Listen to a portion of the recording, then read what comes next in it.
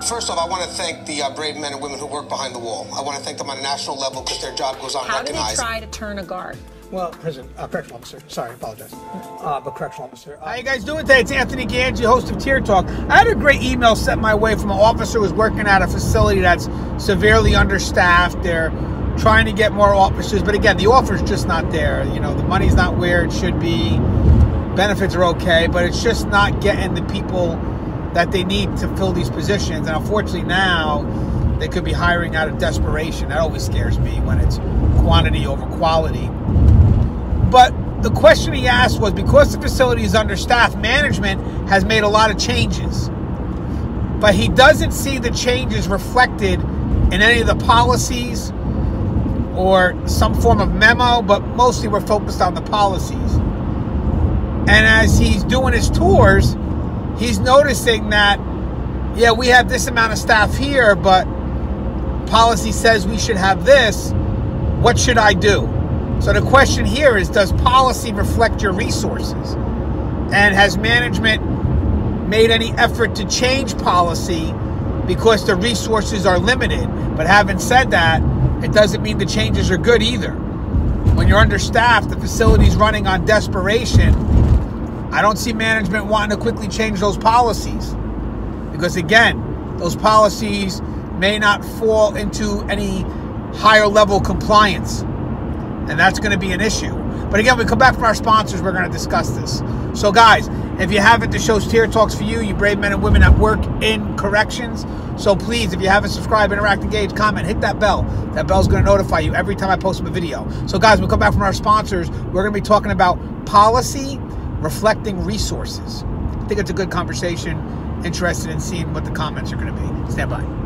I wanted to attend a university that had an intelligence program. I wanted to look at problems different. I wanted to increase my critical thinking abilities. AMU offered those avenues to expand.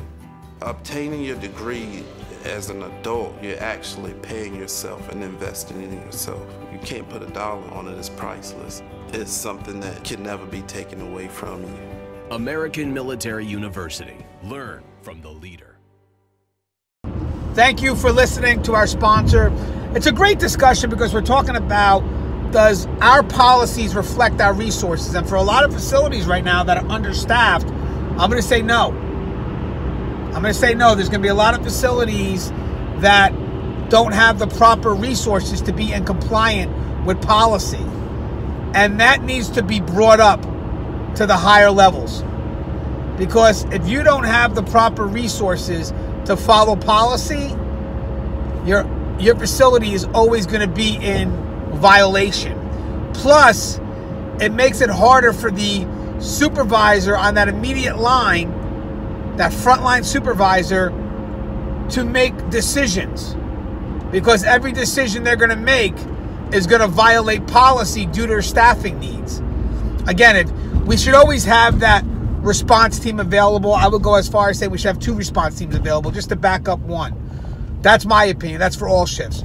We're lucky to get 1, and if anything, sometimes we're lucky to just have enough staff to cover every other post but the response. And the sad thing is that when that happens and the supervisor's in need for a response team, he may have to go to posts that should not be pooled, which could be a housing unit post. So now you have an officer who's running a housing unit getting pooled to be part of the response team.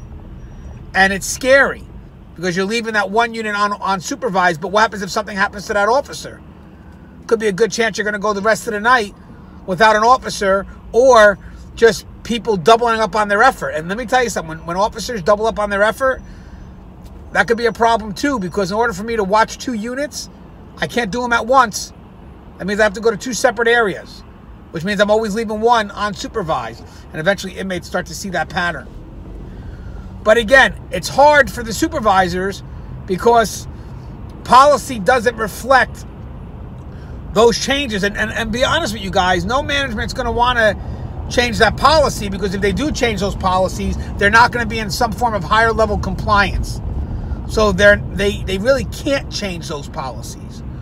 But what they need to make it clear is they need to make it known to those who have the ability to create change, to do what's needed to get the right people into this job, is they need to make it known that this is happening and that right now policy is saying this, but we're violating policy every day out of necessity.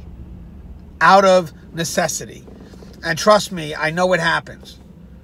The emails I get from all over the country, there's these officers and supervisors that are sending me these emails that they're concerned because they have to make choices and they just don't have enough manpower, and they're so concerned about violating policy and that they'll be held to the standard of policy when they just don't have the manpower to. And then that's your argument. That's your argument. You know, I have to respond. That's also policy. But I don't have the manpower to do it. So you're kind of damned if you do, damned if you don't. But at the end of the day, you're working in a facility that doesn't have enough resources to abide by policy. So what we need to do as officers and as frontline supervisors, we need to make note of where these violations are. We need to document it. We need to forward it up. I mean, when the public looks at it, they just see that we're understaffed and that there's accommodations being made. What they don't realize is, are those accommodations violating policy? And think about it, as a supervisor, the complications of having to give an order that violates policy in order to be in line with another policy. And then the officers that may have to do the same. I'm ordering you to leave your unit.